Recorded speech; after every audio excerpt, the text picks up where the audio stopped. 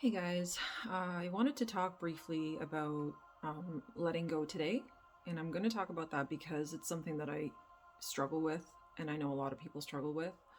I don't know, like I see so many videos out there of people like all over YouTube and all over social media of like, let go to let in, right? Like you always see these types of videos and ads and like all kinds of different things, right? People promoting themselves and everyone's talking about the letting go part. Like you gotta let go to let in, but the how to let go part isn't discussed as much.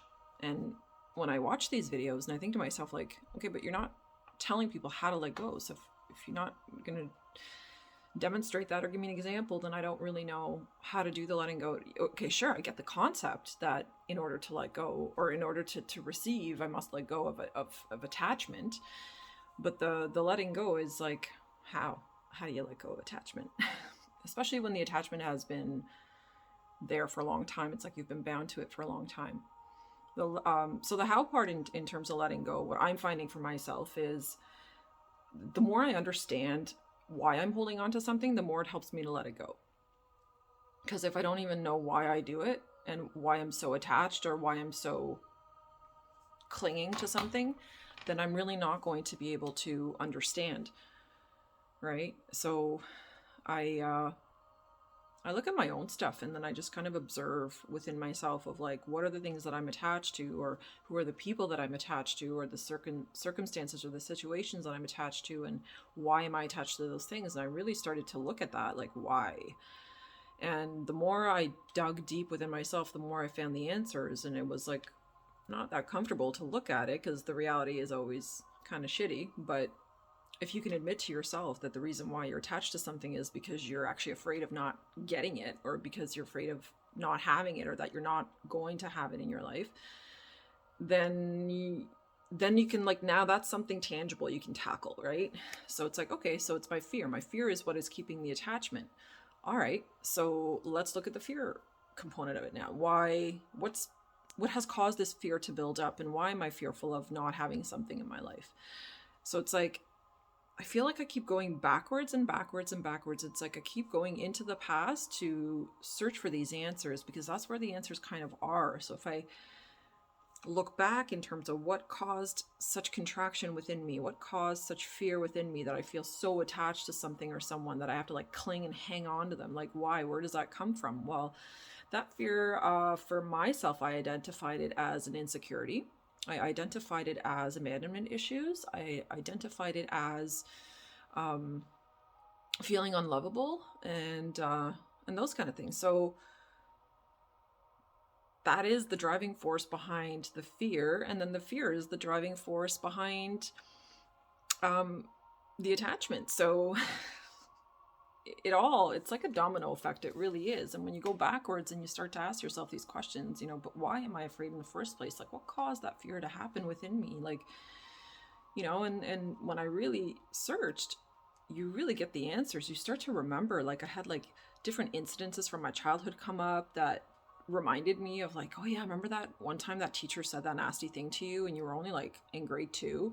Or do you remember that time when that little girl was like a complete jerk to you, or whatever, right? Like there was all these times where I felt betrayed or abandoned by people, or um like I wasn't lovable, or because that was basically what a teacher, yelling at me in grade 2 made me feel like, that I had done something terribly wrong and that I wasn't lovable now, and she hated me, and that was my whole concept and perception. And when you're that young in grade 2, my goodness, we're like 7, 8 year olds, right? So when you're that young, that's such a deep scar for a child, and it's not just a teacher's sly comment, it could be anyone's, and I find in most cases it's always family members that kind of are the meanest to us sometimes, and unknowingly half the time, or knowingly and viciously, but that's where all that shit comes from. So if you think that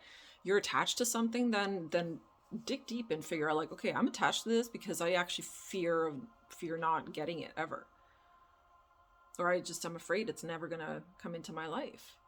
But I don't want to live like that anymore. And I'm recognizing that that's not, like, it's not comfortable for me to live like that, and I don't enjoy it, and I don't want to be attached to stuff. Like, it feels so desperate, and I'm not desperate, you know. I don't actually feel desperate inside, but the attachment, when I think about it, like me being it, like so clingy to something, that is like desperate. I don't know, feels that way for me. So now I don't try to do that. Like, I really look at why I really want something in my life, and then if I understand, okay, so this is why I want this something in my life, I understand now, can I just relax and allow it to come in, and then do the letting go part, right? And now I'm just going to, because I've identified where this comes from, I'm going to work on that fear, and I'm going to work on overcoming it and overcoming it. And then with that overcoming of the fear, the attachment actually just breaks away. And it breaks away because now you're coming from a completely different energy and from a different perspective. You don't feel the lack. Because that's the other aspect to attachment, is we feel a lack. There's not enough of something in our life. So I'm trying to get out of this lack mentality still. And it's so hard because we're all like, you have to unlearn so much negative shit that we learned, and so much negative ideas and concepts from adults, you know?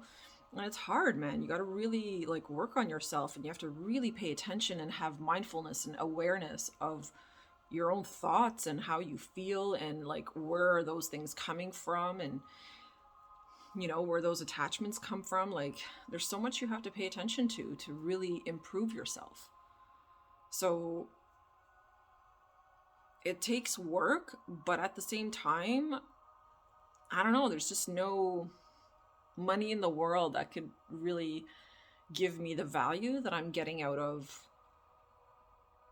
just overcoming myself, because that's what I'm essentially doing. I'm overcoming bad programming. I'm unlearning bad programming, and I'm learning to love myself. And oh my god, guys, there's a hawks, 2 of them, holy cow. Oh, can't see them. Okay, sorry. But yeah, so that was so awesome. That was like epic. It was 2 massive hawks, and they were like flying in the air, like kind of dancing. So see, and that's a sign. That's a sign that when you don't have attachment to things, when you see the bigger picture as the hawk represents, then you're not going to have that attachment anymore, and you're going to recognize how freeing it is to not be attached to anything, and instead just, it's awesome and it's great to desire something, to have something, but like make it like it's already in my life, and I'm so grateful for it, and I'm so happy, and then I can not, and then I don't have to be attached to it. You can still want things, but instead of wanting it, start appreciating it in your life like it's already there. Because as I'm doing that,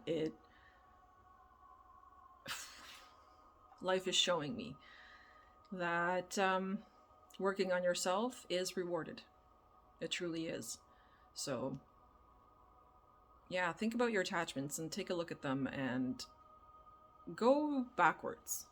What happened when I was younger that I created these issues with that these issues came up, within myself, causing me to have such attachments and such insistence on this clingy kind of energy, right? So I don't know, think about that, guys, and yeah, I'll see you in the next one.